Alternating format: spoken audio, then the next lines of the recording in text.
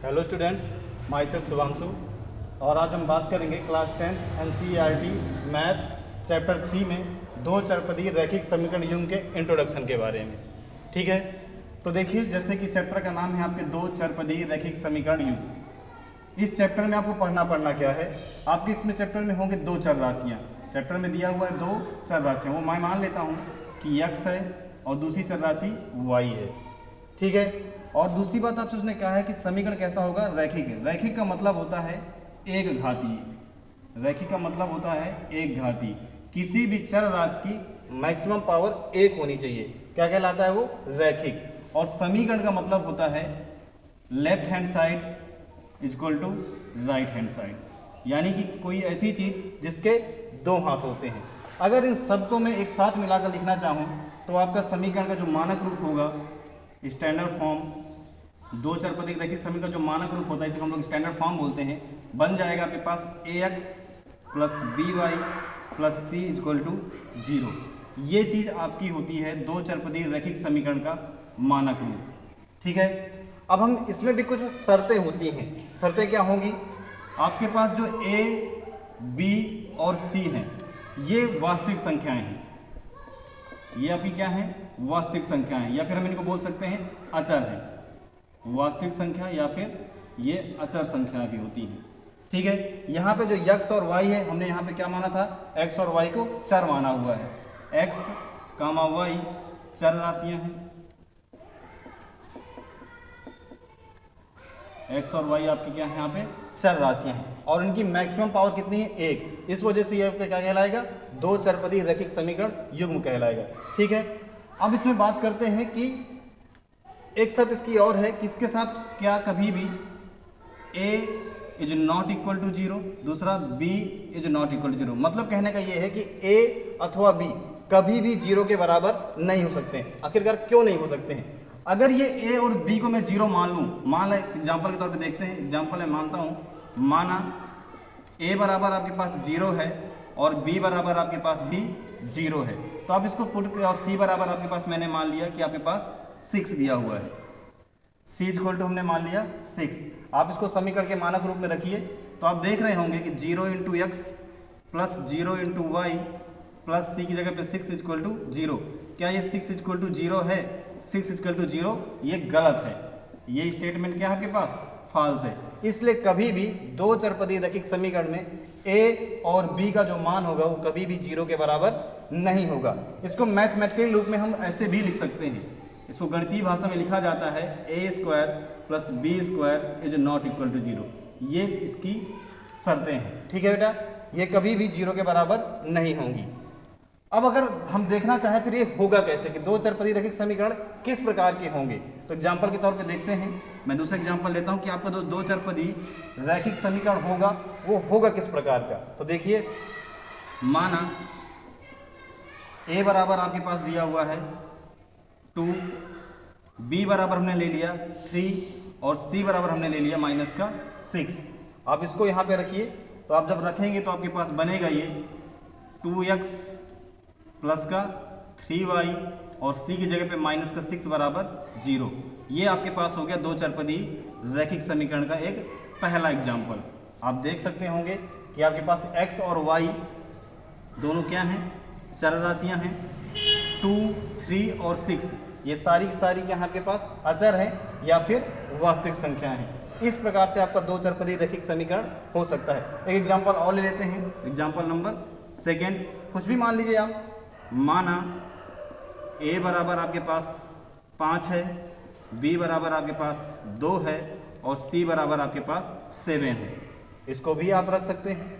तो देखिए इसका जो दो चरपदी रैखिक समीकरण बनेगा वो समीकरण क्या होगा आपके पास, वो समीकरण हो जाएगा a की जगह पे 5 तो ये हो जाएगा बेटा 5x, b की जगह पे 2 तो ये हो जाएगा 2y और यहाँ पे c की जगह पे हो जाएगा बेटा 7 इक्वल टू 0। ये भी आपका एक दो चरपदी रैखिक समीकरण होगा। इस प्रकार से आप दो चरपदी रैखिक समीकरण बना सकते हैं। ये आपके पास हो गया। अब बात करते हैं कि ABC के कुल कितने सॉल्यूशन प्राप्त किए जा सकते हैं। कहने का मतलब ये कि आप इस तरह से इसका प्रयोग करते हुए कुल कितने दो चरपदी रैखिक समीकरण आप बना सकते हो। तो देखिए आपके पास A B C real numbers हैं, और रियल नंबर्स की कुल रियल नंबर संख्या अगर पूछूं तो ये आपके पास अनंत होती है। कितनी होती हैं? आपके पास रियल नंबर की जो संख्या है वो अनंत होती हैं। अर्थात आप कह सकते हैं कि ए बी सी के अलग अलग मानों का प्रयोग करते हुए आप अनंत दो चरपदीय रैखिक समीकरण बना सकते हैं। आपके पास कैसे कितने प्राप्त हो जाएंगे? अनंत रैखिक समीकरण प्राप्त हो सकते हैं। अब हम बात करेंगे कि दो चरपदीय रैखिक समीकरण के हल कैसे ज्ञात करते हैं। तो अब हम बात करते हैं यहाँ पे हल, बात करेंगे यहाँ पे सॉल्यूशन के बारे में, हल के बारे में, सॉल्यूशन। ठीक है, सॉल्यूशन क्या होता है? तो सॉल्यूशन आपके पास जो होता है x तथा y का वह मान, x तथा y का वह मान जो दिए गए समीकरण को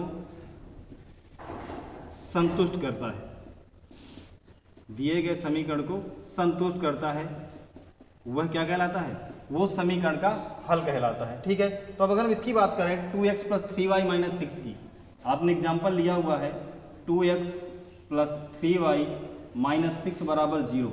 इसके हल कितने प्राप्त किए जा सकते हैं? तो इसके हल हम क्या कर सकते हैं? आप इसको लिख सकते हो कुछ इस प्रकार से, 2x + 3y = हम 6, इसको इस तरह से लिखा जा सकता है। माना कि आपके पास x बराबर, मैंने मान लिया यहाँ पे कि x बराबर आपके पास 3 है और y बराबर क्या है? यहाँ पे 0 है। तो जब x बराबर 3 रखेंगे तो हो जाएगा 2 तिहाई 6, और यहाँ पे +3 × y = 0 हो जाएगा, = 6। आप देख रहे होंगे 6 = 6, लेफ्ट हैंड साइड और राइट हैंड साइड दोनों आपस में क्या आ रही हैं? बराबर आ रही हैं। अर्थात x बराबर 3 एंड y बराबर 0, इसका एक हल प्राप्त हो गया। इसका क्या हो गया? ये हल हो गया। x बराबर 3 और y बराबर 0 क्या है? इस दिए गए दो चरपदीय रैखिक समीकरण का एक हल है। दूसरी तरीके से देखो, एक मैं और कर सकता हूं। सेकंड, आप क्या कर लीजिए बेटा, मान लीजिए, माना कि y बराबर आपके पास दिया हुआ है 2, y बराबर हमने क्या मान लिया है? 2 मान लिया, तथा x बराबर हमने मान लिया, x बराबर हमने मान लिया कितना? 0। x बराबर मैंने मान लिया 0, तो y बराबर 2 तथा x बराबर 0। जब आप इसको रखोगे समीकरण में, समीकरण आपके पास ये रहा, जब इस समीकरण में आप रखेंगे तो हो जाएगा 2 × 0 यानी कि 0, 3 + 3 × 2 यानी 6 = 6। आप देख रहे होंगे कि लेफ्ट हैंड साइड बराबर राइट हैंड साइड, यानी y बराबर 2 तथा x बराबर 0 भी इसका क्या हो गया? एक हल प्राप्त हो गया। ये भी आपका क्या है? एक सेकेंड हल प्राप्त हो गया। ठीक है बेटा, अब बात आती है कि आखिरकार इस समीकरण के कुल कितने हल प्राप्त किए जा सकते हैं। तो इस समीकरण के अनंत हल प्राप्त किए जा सकते हैं। आप x और y के अलग अलग मान रखते जाएंगे, आपको अलग अलग हल प्राप्त हो जाएगा। और इस चीज को सीखने के लिए, हल को ज्ञात करने के लिए, समीकरण दो चरपदीय रैखिक समीकरण के हल ज्ञात करने के लिए NCERT ने 2 प्रमुख नियम दिए हैं, जो इस प्रकार है। नियम दिए हैं, आप वीडियो को पॉज करिए, इतना लिखिए, इसके बाद हम आगे बात करते हैं कि कौन कौन से नियम NCERT ने आपको दिया हुआ है। Please pause the video and note down. चलिए दोस्तों, अब बात करेंगे दो चरपदीय रैखिक समीकरण के हल कितने प्रकार से ज्ञात किया जा सकता है, कितनी विधियों से ज्ञात किया जा सकता है। ठीक है, तो NCERT में आपको 2 प्रमुख विधियां दी हैं। मैं अगर इसको सीधे सीधे ये देखो बेटा, इसका नाम बोलने में काफ़ी बड़ा हो जाता है, इसको सीधे सीधे समीकरण कहता हूँ। जब मैं आपको समीकरण कहूँगा तो आप समझ जाएंगे कि ये दो चरपदीय रैखिक समीकरण की ही बात की जा रही है। तो समीकरण को हल करने की कितनी विधियाँ हैं? तो समीकरण के हल ज्ञात करने की NCERT ने 2 प्रमुख विधियाँ दी हैं। पहला है ग्राफी विधि। ग्राफी विधि या इसी को हम बोलते हैं हिंदी में आलेखी विधि। आलेखी विधि, ये आपकी 2 प्रमुख विधियां होंगी। पहली है आलेखी विधि और दूसरी है आपके पास बीजगणितीय विधि। बीजगणितीय विधि,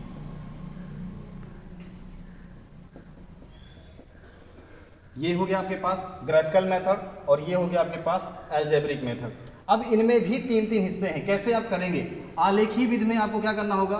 प्रत्येक समीकरण का आलेख बनाना होगा, और आलेख जो बनाएंगे वो कितने प्रकार के होंगे, 3 प्रकार के होंगे, और उनमें भी कैटेगराइज होगी। पहला क्या होगा, पहला होता है आपके पास संगत युग्म। पहला आ जाएगा कितना, पहला है आपके पास इसमें संगत युग्म। संगत युग्म, और संगत युग्म में 2 प्रकार की रेखाएं आती हैं। संगत युग्म में कितनी प्रकार की रेखाएं आती हैं, 2 प्रकार की। पहली है प्रतिच्छेदी रेखा, प्रतिच्छेदी रेखा। दूसरी है समपाती रेखा, दूसरी आपकी आती है समपाती रेखा। और जो इसका दूसरा है असंगत युग्म, असंगत युग्म,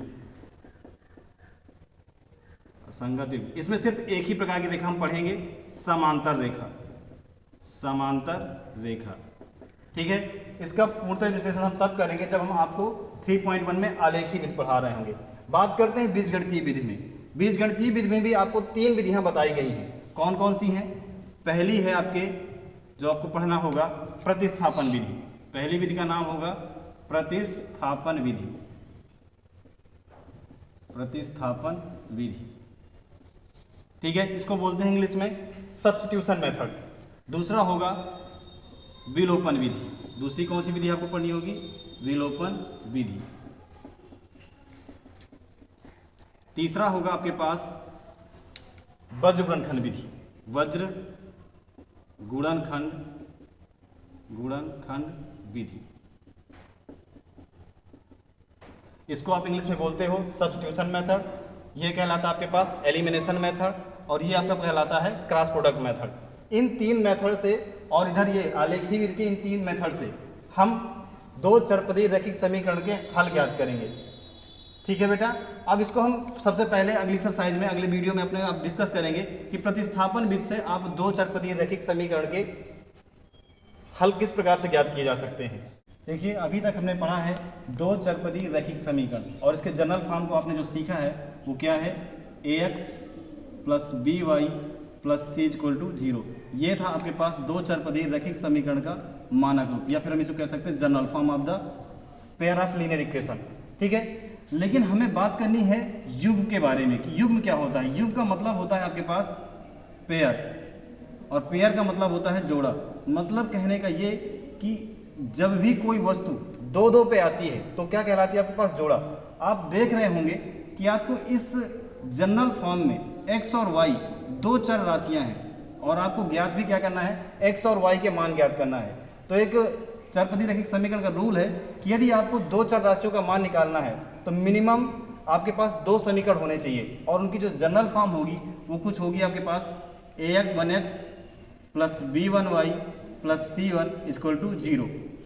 इसको हम नाम दे देंगे समीकरण 1। दूसरी इक्वेशन जो आपकी बनेगी वो होगी a2x plus b2y plus c2 equal to 0। ये हो गया आपके पास इक्वेशन नंबर 2। ये कहलाता है आपका 2 चरपदीय रैखिक समीकरण का युग्म, पेयर। आपके पास ऐसे ही समीकरण देखने को पूरी एक्सरसाइज में मिलेंगे, जहां पे हम क्या कर रहे होंगे, इन दोनों समीकरणों का यूज करके x और y का अलग अलग विधियों से मान निकाल रहे होंगे। उनमें से एक आपके पास हम शुरू करने वाले हैं बीजगणितीय विधि में प्रतिस्थापन विधि।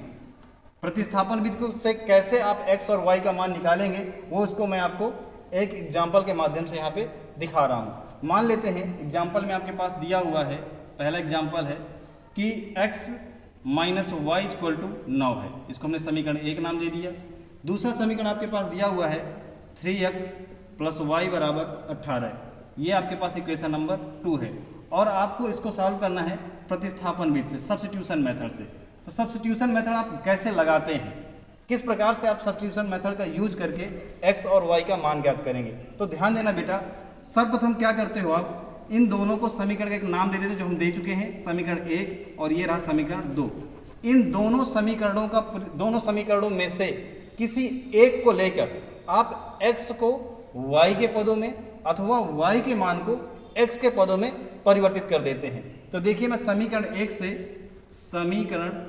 से x का मान y के पदों में ज्ञात कर लेता हूं। आप चाहें तो y का मान x के पदों में भी ज्ञात कर सकते हैं, जो आपको सरल लगे। x का मान y के पदों में ज्ञात कर लेता हूं, तो हो जाएगा 9 प्लस y, और इसको हमने समीकरण संख्या 3 नाम दे दिया। ठीक है, अब आपके पास x का मान y के पदों में ज्ञात हो चुका है। क्या करोगे आप, x का मान समीकरण 2 में प्रतिस्थापित कर दो। x का मान समीकरण 2 में रखने पर, समीकरण 2 रहा आपके पास 3x plus y equal to 18।